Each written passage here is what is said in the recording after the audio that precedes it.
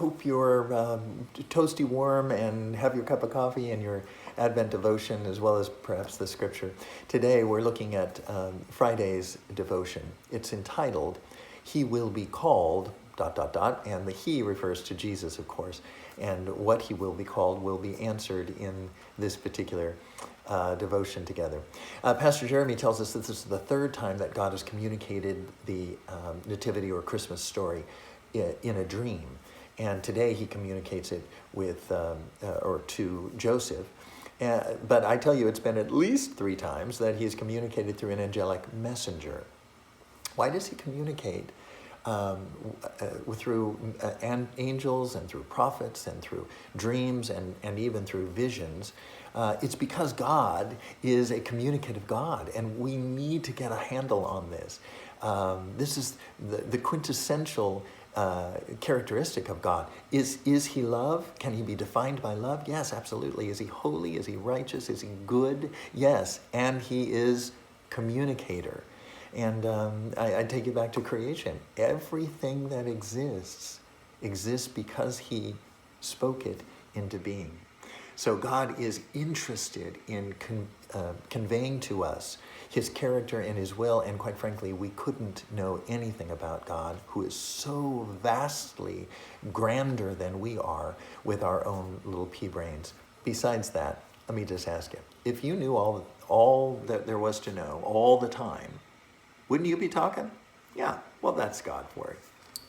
So God tells Isaiah about 700 years before Jesus before this advent of his Messiah, that he will be called a Nazarene, meaning he will be from Nazareth. Of course, we know he was born in Bethlehem, so how did this come to be?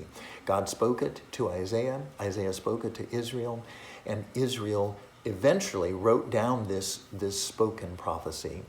Joseph probably was familiar, but Joseph was hiding in Egypt because the Lord, by an angel, told him to go there. And so now it's time for him to return. Herod is dead.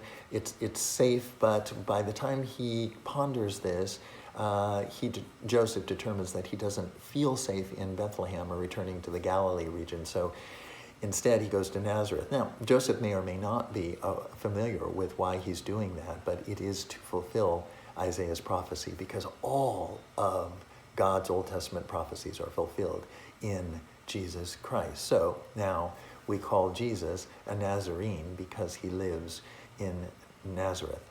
Why does God communicate in the Old Testament with dreams, angels, prophets, visions? Because he's a communicative God, and because Christ has not yet completed his messianic mission, and that was completed in his perfect, loving, obedient life, death, and resurrection. And that gave him and the Father the pleasure to send us his Spirit, all of God, who communicates to us about everything that we need to know.